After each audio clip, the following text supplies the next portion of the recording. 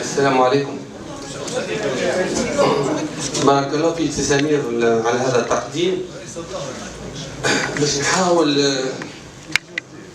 نحاول نقدم لكم من الناحية التقنية، لأني أنا فقط تقني وكل عملي هو فقط مرافقة هذا الفريق اللي هو أمامكم لوضع اللمسات التقنية على رؤية وعلى فلسفة اللي هي كاملة من وضعت من طرف الهيئة.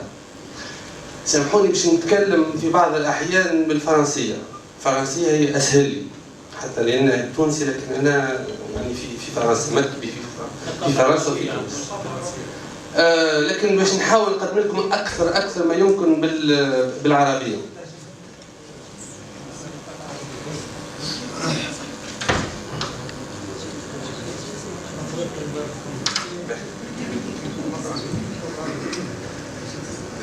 المهمة اللي عطتها لي الهيئة والتي قمت بها هي وضع رؤية تقنية، ووضع الرؤية والفلسفة نتاع الهيئة في إطار تقني.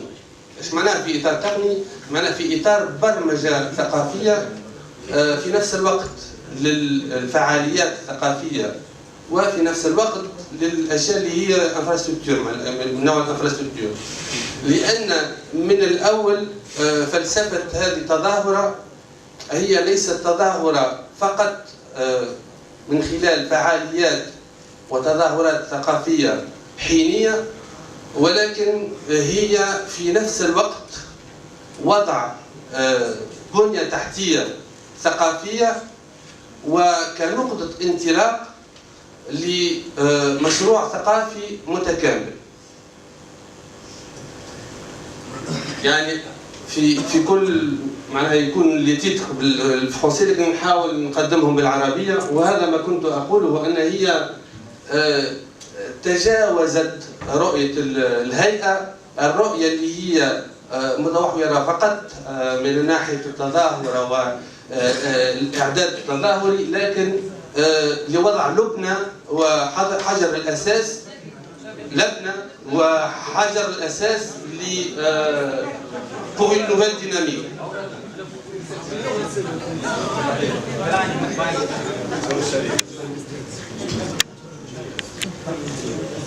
من الأول من البداية كانت المهمة وهذه الرؤية وهذه الفكرة أن لا تنحصر هذه التظاهرة في مدينة صفاقس فقط.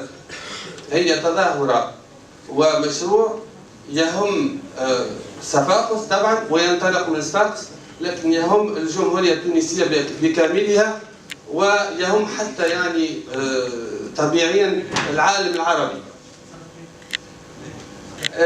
هذا المثال يعني يظهر كأنه موجز للفلسفة، فلسفة هذه التظاهرة اللي هي تنبثق وترتكز على رؤية أوربان، على فيزيون أوربان عمرانية، اللي هي تتمركز وتتمحور حول 3 نقاط مهمة. النقطة الأولى هي المدينة العتيقة، donc vers patrimoine mondial de l'UNESCO كما ذكر به في سمير.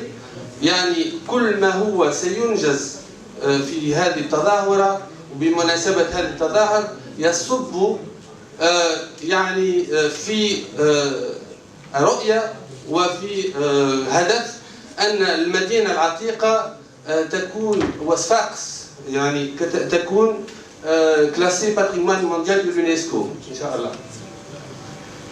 النقطة الثانية هي إعادة ووضع une centralité culturelle et d'animation، يعني نقطة ارتكاز مركزية من الناحية الثقافية حول الكنيسة القديمة. وثالثا يعني acter la réouverture de la ville sur la mer، يعني هو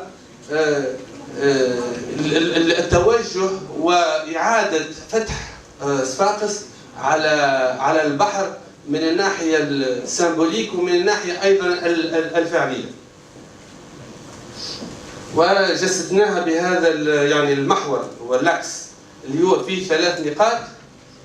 واللاكس هذا هو اللي يعني يمثل نقطة الارتكاز ولا لاكس نتاع الارتكاز تاع هذه التظاهرة، لأن مش تظاهرة فارغة من محتوى، هي تظاهرة ترتكز على هذه ال3 نقاط اللي هي مهمة جدا بالنسبة لمدينة صفاقس. وإذا وانطلاقا من هذه الرؤية حتى التظاهرات الثقافية ما يسمى ليفينمونسيال كولتورال هو سيكون نقاط التقاء ويكون كأنه يعني اونيكو للأشياء اللي هي مهمة اللي هي الباتريمون المدينة، لا كرياسيون، l'équipement culturel, la gastronomie يعني gastronomie, loisirs et environnement et l'ouverture sur la mer. وتشوفوا ان من الناحيه السفلى في يعني les infrastructures ومن الناحيه العليا فيه les événements culturels. التظاهرة الثقافية لصفاقس 2016 لا تأتي لتزيل والا لتأخذ مكان التظاهرات الثقافية اللي هي موجودة، البرمجة الثقافية اللي هي موجودة في صفاقس. منذ الأول رؤيتنا واجتمعنا مع العديد من المثقفين ومديري التظاهرات الثقافية في صفاقس لنأخذ بعين الاعتبار التظاهرات الموجودة والبرمجة الثقافية الموجودة.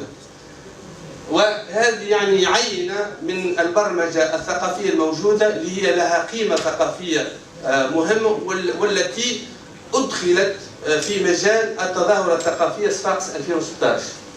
ومن الناحية المهنية يعني ميثودولوجيكمون أخذنا بعين الاعتبار التظاهرات الموجودة والتي ستأخذ يعني ستقام بطريقة معينة وبطريقة مخالفة للعادة لأنها ستأتي في هذه التظاهرة 2016.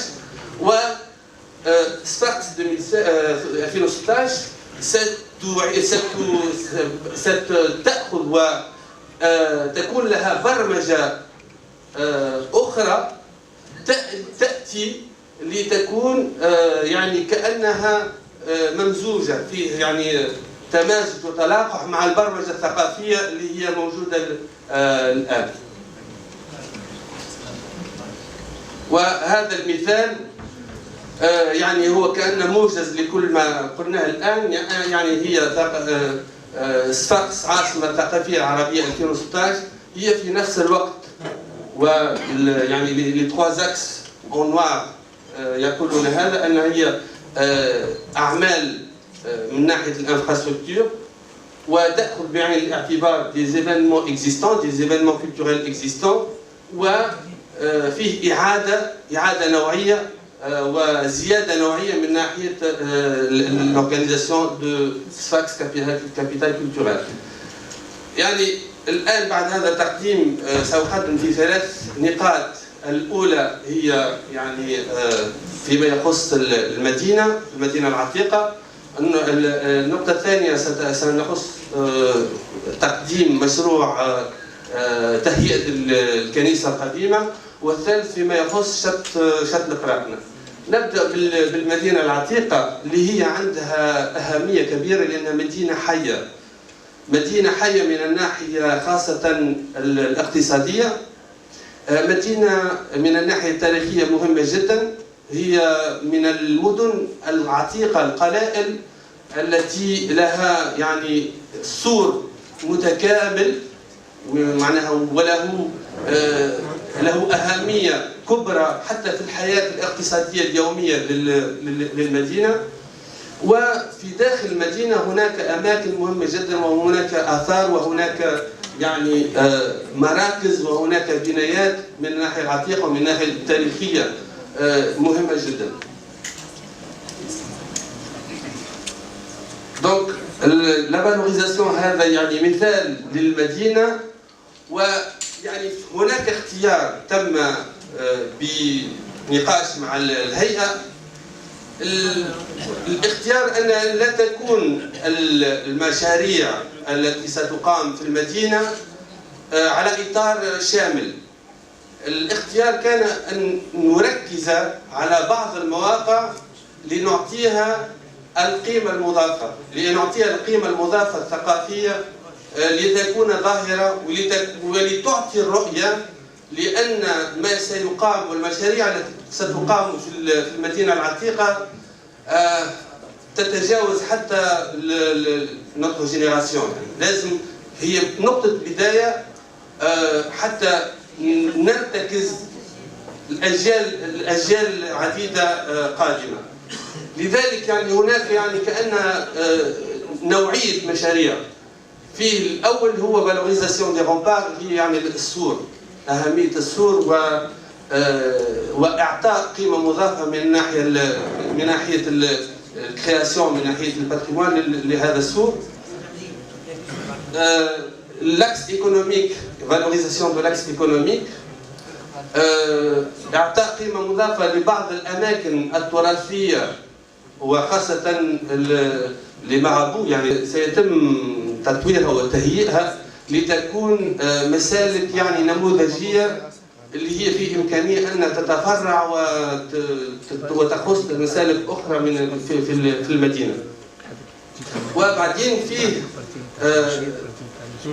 3 ولا 4 مناطق من أماكن من المدينة اللي سيتم فيها مشاريع مهمة، وخاصة نخص بالذكر مشروعين اللي هما المدرسة الحسينية القديمة وفندق الحدادي، اللي سنعطيكم يعني نبذة على ما هو يعني مبرمج في هذه الأماكن.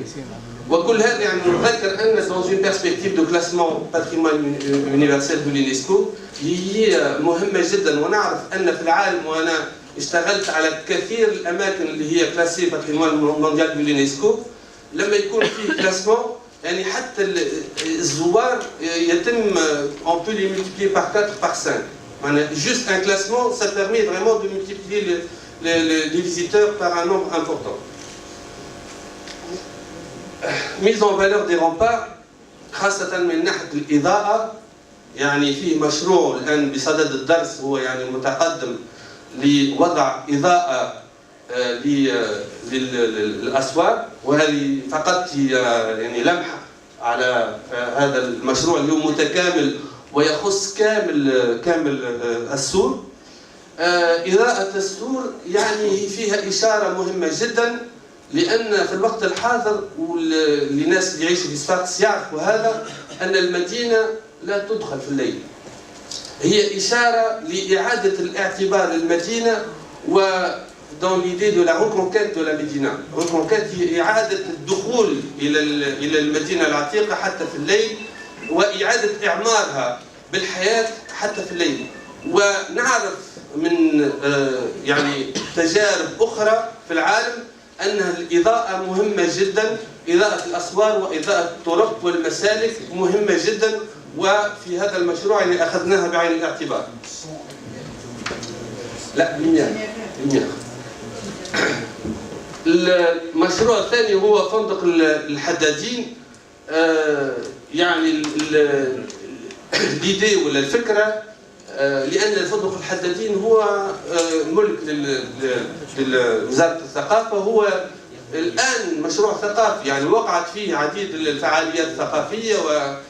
والفكرة الآن بمناسبة صفاقس عاصمة ثقافية 2016 أن نعطيه زخم، نعطيه يعني قيمة جديدة ونوظفه توظيف جديد، يكون يعني توظيف واضح جدا كمكان de croisement entre la création, l'éducation artistique et les savoir-faire. حتى يكون مكان مثلا للقاء بين les artisans اللي هم الصناعيين التقليديين ولي ارتيست لي كرياتور لي ديزاينر اللي هم الذين يفكرون، واللي هم الكرياتور يعني بارك الله فيك. وبعدين لونسيان ايكول الحسينيه، يعني المدرسه القديمه الحسينيه اللي هي الآن يعني حتى لازمها ترميم، وفي المشروع هناك الترميم وإعادة التوظيف، يعني هذا مهم جدا. الفكرة أن أعطائها فوكاسيون يعني éducative, culturelle et sociale، وخاصة يمكن في الفوكاسيون سوسيال هي إعادة فتحها مع تواصل، فكرة التواصل مع وظيفتها القديمة كمدرسة، لكن من ناحية عصرية. وهذه بعض يعني البروجي، هذه يعني المشروع، مشروع الترميم.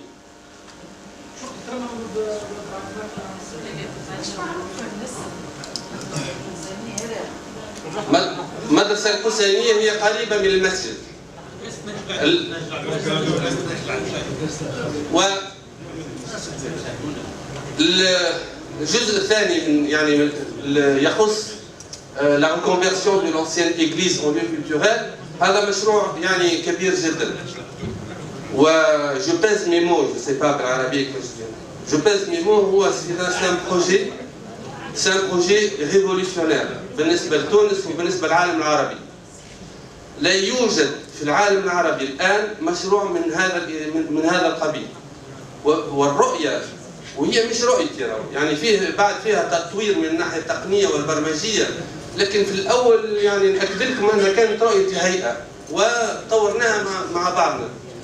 هي رؤية جديدة ومخالفة تماما لما نراه في المراكز الثقافية العادية ولا المراكز الثقافية التي توجد يعني حتى في تونس ولا في العالم العربي،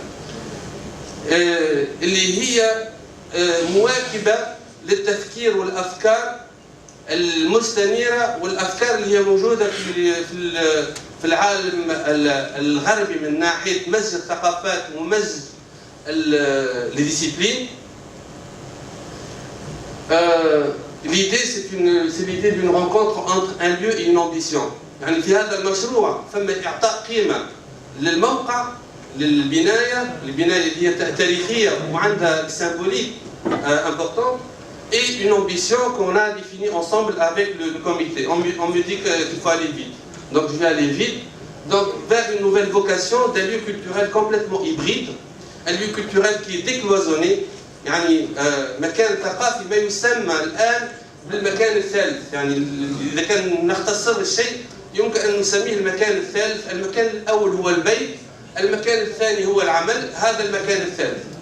لما نخرج من العمل ولا من البيت ولا يعني نمشي لهذا المكان لنقضي فيه بعض الوقت، نقضي فيه 5 دقائق، نصف ساعة، ساعتين، 3 ساعات، هو مكان مفيد ومكان فيه كونفياليتي، يعني فيه استراحة، فيه يعني مكان مخصص من الناحية التقنية، من الناحية العلمية ومن ناحية الموارد الموجودة، حتى يكون مكان للتثقيف وفي نفس الوقت للترفيه والالتقاء بين الثقافة والترفيه بين يعني les différentes disciplines culturelles. يعني هذا المثال قبل ما يتم المشروع فيه دائما مثال يعني تيوريك، واللي هو فيه تشوفوا أن فيه دراسة كاملة ومتكاملة على الأشياء اللي هي باش نتعدى عليه في فيلم. أنا مش نتعدى يعني بسرعة لأن فيه فيلم نوريكم فقط بعض المناظر. هذه المدخل نتاع المكان نتاع المشروع اللي سترونه في الفيلم بعد لحظات. وهذه يعني المثال وطريقة فوكاسيون دي ديفيرون اسباس، معناها طريقة توظيف الأماكن اللي هما في المشروع. وهذا سترونه في الفيلم أيضا، يعني نعديه بسرعة. تشوفوا أن حتى في طريقة التفكير وطريقة توظيف المكان ومن بعد من ناحية المشروع الهندسي هو يعني مشروع on peut dire révolutionnaire d'un point de vue esthétique, artistique et culturel. Bon, il n'y a pas l'équivalent. Il y a une vraie réflexion sur la vocation des lieux. Il y a une vraie réflexion aussi sur la conservation du lieu, la valorisation de ce volume يعني توظيف المكان ككل. البعض فقط سترونها في الفيلم يعني بعدين. واخر نقطه واللي هي مهمه ولا تقل اهميه هي المشروع اللي يخص شتل قراقنة اللي هو مهم جدا لانه فيه تلاقي وتلاقح بين الفوكاسيون ايكولوجيك ولا فوكاسيون كولتورال. يعني فيه توظيف، والفكره هي توظيف مكان مهم جدا للصفاقس اللي معناها لابناء الصفاقس اليوم يعرفوه في سنوات ال60 وال70 اللي هو البرد القديم. وفي يعني بعض المناظر نوريها لكم على كيفاش كان البرد القديم هذه يعني والحياه اللي كانت في البرد القديم وكل مكان يدور من حياه، ومقارنه بهذه الصور يعني للحاله الحاليه لشتل قراقنة يعني الاثنين وباركينج وحس وبوليسيون والتلوث. يعني هذه يعني لا يمكن، هذه يعني حالة لا يمكن السكوت عليها.